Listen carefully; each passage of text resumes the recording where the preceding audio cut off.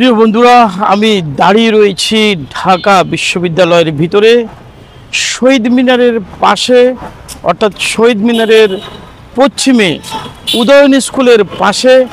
এই জায়গাটিতে অনেক বাংলাদেশের মহামনীষী, জ্ঞানী, শিল্পী, মুক্তিযোদ্ধা, ভাষা শহীদ, বিভিন্ন ধরনের বাংলাদেশের যে সকল সুনামধন্য ব্যক্তি রয়েছেন তাদের শিল্প, অর্থাৎ তাদের স্মৃতির উদ্দেশ্যে তাদের চেহারার যে নকশা, সেই নকশাগুলো এখানে প্রায় 100-রও বেশি বিভিন্ন মহামনীষীর এখানে চিত্র রাখা হয়েছিল।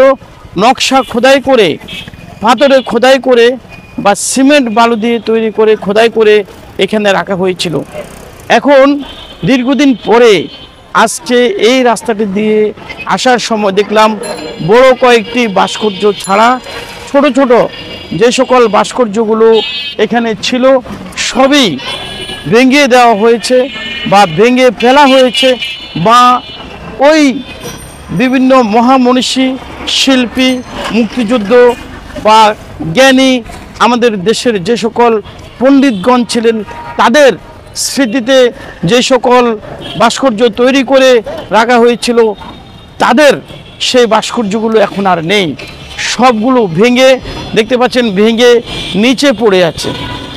কিছু কিছু নিচে পড়ে আছে আর কিছু কিছু একেবারেই দেখা যাচ্ছে না। এখানে বিশাল একটি চত্বর ছিল, চত্বরটি এখনও রয়েছে।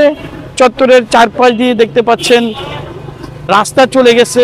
এক পাশে উদয়ন স্কুল, এক পাশে পলাশী, এক পাশে শহীদ মিনার, আর এই মাঝখানে সৌন্দর্য বর্ধন করে এই সকল বাংলাদেশের যে সকল মনীষীদের যেই ভাস্কর্যগুলো রাখা হয়েছিল সেগুলো এখন আর নেই। সেগুলো ভেঙে নিচে পড়ে আছে অথবা ভেঙে ফেলা হয়েছে।